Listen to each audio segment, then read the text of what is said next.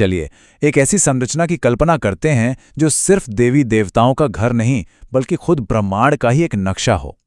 हिंदू मंदिर ये सिर्फ पत्थर और गारे की इमारतें नहीं हैं, बल्कि ये तो पत्थर में तराशी हुई कविताएं हैं, फिलॉसफी की जीती जागती किताबें हैं और आस्था के वो रोशन टॉवर हैं जो सदियों से हमारा मार्गदर्शन करते आए हैं। तो सवाल ये उठता है जो हमारे इस पूरे सफर का आधार है, क्या ये मंदिर सिर्फ पूजा पाठ करने की जगह हैं या फिर इनके पीछे कोई बहुत गहरा रहस्य छुपा है? आइए मिलकर इस सवाल का जवाब ढूंढते हैं और पता लगाते हैं कि ये पवित्र इमारतें सिर्फ प्रार्थना की जगहों से कहीं ज्यादा क्यों हैं। अच्छा, किसी भी चीज को समझने के लिए सबसे पहले उसके नाम को समझना जरूरी है। तो बात करते हैं मंदिर शब्द की। यह संस्कृत से आया है और मजे की बात यह है कि शुरू में इसका मतलब सिर्फ घर होता था, कोई भी घर।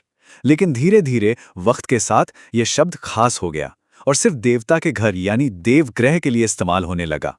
पर देवता का घर बनाने का मतलब आखिर है क्या?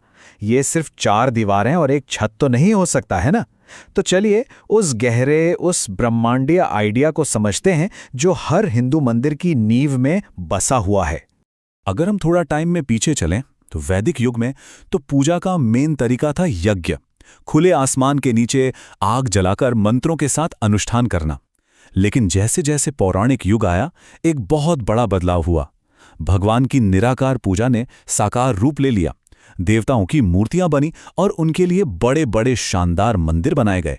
मतलब पूजा अब आग की लपटों से निकलकर पत्थर की मजबूत मूर्तियों में बस गई। अब ये जो मंदिर बनाए गए, इन्हें बनाने का भी एक खास तरीका था, अपनी एक भाषा, एक आर्किटेक्चरल ग्रामर थी।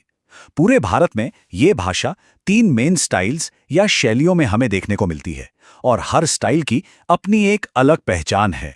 ये हैं वो 3 मेन स्टाइल्स, उत्तर भारत की नागर शैली, दक्षिण भारत की द्रविड़ शैली और एक तीसरी है वैसर शैली जो इन दोनों का मिक्सचर है। पहली ही नज़र में इनके शेप और स्ट्रक्चर का फर्क साफ पता चल रहा है ना? तो चलिए उत्तर और दक्षिण की इन 2 बड़ी शैलियों के बीच के फर्क को थोड़ा और समझते हैं। उत्तर में नागर स्टाइल के मंदिर एक ऊंचे प्लेटफॉर्म पर बनाए जाते हैं जिसे जगती कहते हैं, और इसका जो मेन टावर होता है यानी शिखर, वो एक पहाड़ की चोटी की तरह ऊपर की ओर मुड़ता हुआ जाता है। वहीं दूसरी ओर दक्षिण में द्रविड़ स्टाइल के मंदिर आमतौर पर एक रेक्टेंगुलर बेस पर बने होते हैं।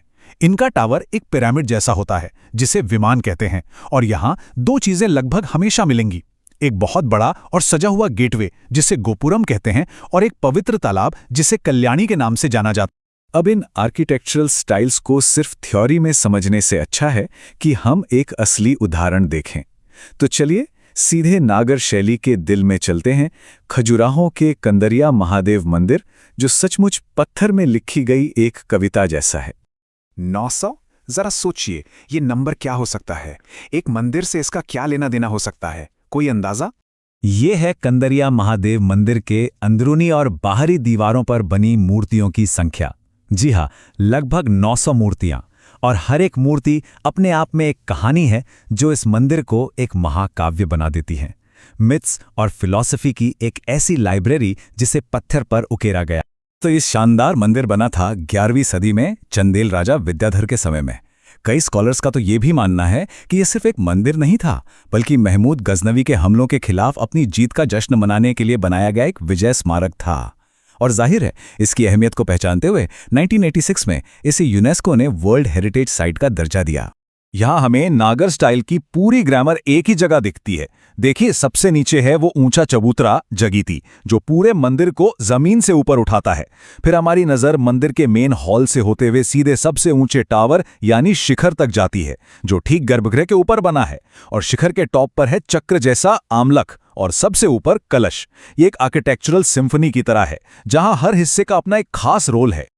और ये जो शिखर है ना, ये सिर्फ एक डिजाइन नहीं है, ये प्रतीक है कैलाश पर्वत का, भगवान शिव के घर का। मंदिर का नाम कंदरिया भी इसी से जुड़ा है, जिसका मतलब है गुफा का। ये गर्भगृह को कैलाश के अंदर की उस पवित्र गुफा से जोड़ता है। और देखिए, मेन शिखर के चारों ओर 84 छोटे छोटे शिखर भी हैं जिन्हें उरुश्रृंग कहते हैं। ये डिजाइन मंदिर को एक अनंत ऊंचाई का एहसास देता है। और ये बात इस मंदिर की आत्मा को पकड़ लेती है। इसका मतलब यह है कि जब हम उन 900 मूर्तियों को देखते हैं तो वो सिर्फ डेकोरेशन नहीं है, हम असल में एक किताब पढ़ रहे होते हैं, एक ऐसी विजुअल किताब जो हमें देवताओं से लेकर इंसानों तक, पवित्र से लेकर सांसारिक तक एक पूरे वर्ल्ड व्यू को समझाती है। और हाँ, खजुराहो की उन प्रसिद्ध मिथुन मूर्तियों का क्या? उनका भी एक बहुत गहरा दार्शनिक मतलब है। स्कॉलर्स के मुताबिक ये जीवन के 4 पुरुषार्थों में से एक काम को दर्शाती हैं। ये मूर्तियां आत्मा के परमात्मा से मिलने का प्रतीक भी हैं, और इनका बाहरी दीवारों पर होना ये भी बताता है कि मंदिर के पवित्रतम हिस्से में जाने से पहले सांसारिक इच्छाओं और अनुभवों से गुजरना और उन्हें समझना जरूरी है। लेकिन ये मंदिर सिर्फ इतिहास के पन्नों में कैद नहीं है, ये आज भी धड़कते हुए दिल की तरह हैं, आस्था के जिंदा केंद्र। तो चलिए एक पल के लिए आर्किटेक्चर से हटकर उस आध्यात्मिक यात्रा को महसूस करते हैं जो आज भी लोगों को इन जगहों की ओर खींचती है। इसी से जुड़ी एक बहुत खास अवधारणा है ज्योतिर्लिंग की। इसका सीधा मतलब है प्रकाश का स्तंभ। ये उन 12 खास जगहों के बारे में है जहां माना जाता है कि भगवान शिव खुद एक दिव्य अनंत रोशनी के स्तंभ के रूप में प्रकट हुए थे। और यही गहरी आस्था लाखों लोगों को हर साल हिमालय की मुश्किल 4 धाम यात्रा पर ले जाती है। ये एक पवित्र सर्किट है जिसका एक तय रास्ता है। यात्रा यमुनोत्री से शुरू होती है, फिर गंगोत्री, उसके बाद केदारनाथ जो उन्हीं 12 ज्योतिर्लिंगों में से एक है, और आखिर में बद्रीनाथ पर आकर ये यात्रा पूरी होती है। और ये आध्यात्मिक यात्रा हमारी आज की प्रैक्टिकल दुनिया से भी जुड़ी है। भक्ति के कई रूप हो सकते हैं और बजट भी। ये तीर्थ यात्रा लगभग हर किसी के लिए मुमकिन है, चाहे वो कम बजट वाला बैकपैकर हो या फिर ज्यादा आराम चाहने वाला यात्री। ये दिखाता है कि आस्था का रास्ता सबके लिए खुला है। तो घूम फिर कर हम अपने पहले सवाल पर वापस आ गए।